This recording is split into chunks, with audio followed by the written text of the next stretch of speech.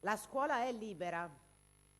I capaci, i meritevoli, anche se privi di mezzi, hanno diritto di raggiungere i più gradi alti degli studi. La Repubblica rende effettivo questo diritto con borse di studi, assegno alle famiglie ed altre provvidenze che devono essere attribuite per concorso. L'articolo 34 della Costituzione. Quindi non solo l'articolo 34 definisce un principio, l'uguaglianza delle persone, poi ovviamente rafforzata dall'articolo 3, e la necessità di garantire anche ai meritevoli, anche se privi di censo, la possibilità di studiare all'università, ma come sempre fa la nostra bellissima Costituzione, al principio enunciato c'è un impegno a cui chiama la Repubblica. La Repubblica promuove l'uguaglianza degli studenti a prescindere dal censo. Stiamo parlando di questo, della necessità come istituzione di promuovere l'uguaglianza tra le persone a prescindere dal censo. Queste sono le borse di studio agli universitari. Ci sono, in base alle graduatorie aggiornate delle università, 18.800 studenti idonei ad accedere alla borsa di studio in questa regione. Un dato importante che da un lato riflette l'impoverimento delle famiglie, che ha allargato la platea dei beneficiari, ma che in parte riflette anche la potenziale attrattività delle nostre università, che infatti in questi anni aumentano il numero di iscrizioni, grazie evidentemente ad una proposta anche di didattica importante, nuova, innovativa.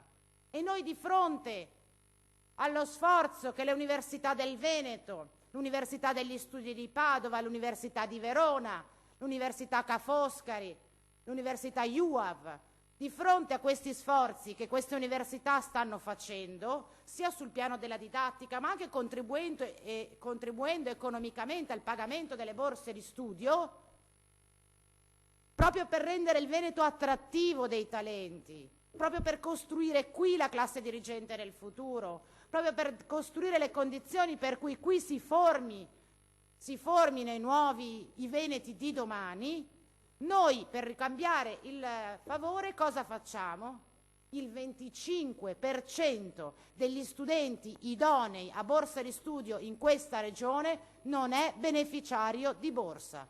Il 25%, 1 su 4. Non stiamo parlando di poche decine di migliaia. Uno studente su 4 non ha e non avrà in questo momento la possibilità di ottenere il sussidio per gli studi, pur avendone diritto. La garanzia del diritto allo studio è competenza esclusiva delle regioni. Giusto, collega Montanariello, rispetto alla questione dell'autonomia. Competenza esclusiva delle regioni, articolo 117 della Costituzione. Sono le regioni che hanno il dovere di garantire il diritto allo studio. E le altre regioni lo fanno, perché anche l'anno scorso, quando poi siamo riusciti a pagare le borse di studio in maniera roccambolesca, su 6.000 studenti a livello nazionale che risultavano idonei non beneficiari, oltre il 65% era Veneto, 3.500 in Veneto su meno di 6.000 a livello nazionale. Quindi non è un problema di oggi, non è neppure un'emergenza, assessore Calzavara, è un dato strutturale, oggettivo di questo bilancio e di questo assessore all'istruzione, che le risorse per la formazione professionale, l'ITS Academy, le scuole paritarie private superiori e medie, li trova decine di milioni per le scuole professionali, perché ci piace la scuola che forma operai specializzati, non ci piace la scuola che forma cittadini consapevoli. Va bene l'istituto professionale, va bene la formazione, ma non va bene la libera università. La scuola è libera, articolo 34. E allora è una scelta politica.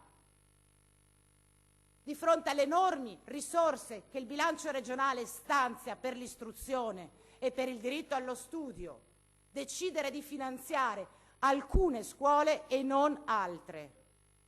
È una scelta politica che non a caso caratterizza questa regione da decenni, e cioè da quando l'assessorato all'istruzione è sempre nelle mani della stessa persona. Non è mai cambiato, perché questo è l'impianto ideologico della destra che governa.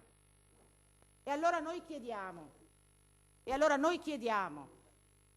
che di fronte a 4.750 studenti meritevoli di borsa di studio, che la Regione faccia il suo dovere, e cioè aiuti, contribuisca, sostenga le persone che per ragioni di censo, seppur meritevoli, non possono accedere agli studi. In questi anni il finanziamento della Regione del Veneto è sempre stato il minimo indispensabile per legge. La legge ci dice: volete ricevere i soldi statali? Dovete almeno mettere il 40%. Indovinate quanto ha messo la Regione del Veneto negli ultimi anni?